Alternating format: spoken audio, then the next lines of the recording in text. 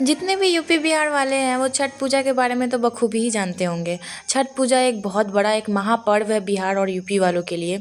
और छठ पूजा जो है वो दिवाली के 6 दिन बाद होता है, तो उसके उस 6 दिन में बहुत बहुत सारे मतलब कि पूजा पाठ होते रहते हैं। उसमें से एक गोवर्धन पूजा है। गोवर्धन पूजा में जो है वो सब अपने घर के सामने गोबर से कुछ कुछ बनाती हैं आकृति, जैसे कि उसमें एक दूसरे के साथ बैठ कर के गीत गाती है। और लोकगीत जो इतना प्रचलन है वो सब एक दूसरे के साथ बैठ पे पूजा करती हैं, थोड़ी देर बैठती हैं, थोड़ी देर गीत गाती हैं।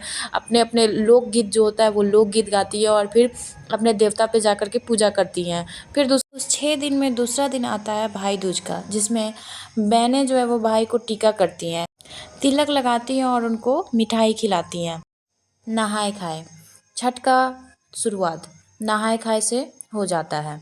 इस दिन जो भी छठ करती हैं वो पूरा परिवार मिल कर के कद्दू की सब्ज़ी खाते हैं और कद्दू की सब्ज़ी खा करके छठ का शुरुआत करते हैं। शुक्ल पक्ष के पंचमी तिथि को खरना मनाया जाता है, जिसमें व्रत की हुई औरतें जो होती हैं वो खीर और रोटी बनाती हैं।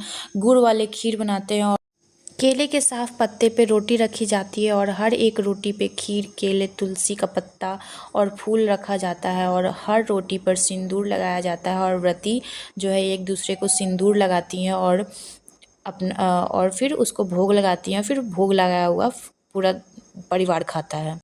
छठ पूजा का तीसरा दिन जो है वो संध्या अर्घ से जाना जाता है। यह मुख्य तिथि होता है और व्रती जो है इस दिन पूरे दिन निराहार और निर्जला व्रत रखती हैं। संध्या काल में सूर्यास्त से पहले लोग किसी घाट पे अर्घ देने के लिए तैयारियों में लगे रहते हैं।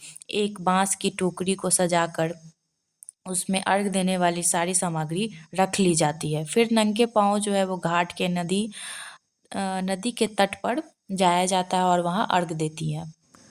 डूबते सूर्य की पूजा की जाती है और अर्घ दी जाती है। मतलब कि पूर्णतः यहाँ सूर्य की पूजा की जाती है, सूर्य देवता को खुश किया जाता है। फिर उसके बाद सुबह का अर्घ दिया जाता है। सुबह का अर्घ दे करके व्रती जो है अपना व्रत खोलती हैं। जैसे ही सूर्योदय हो जाता है यहाँ पे छठ पूजा समापन हो जाता है। 6 दिन का जो महापर्व है, महात्योहार है, ये पूरी तरीके से समाप्त हो जाता है। व्रती अपना व्रत खोल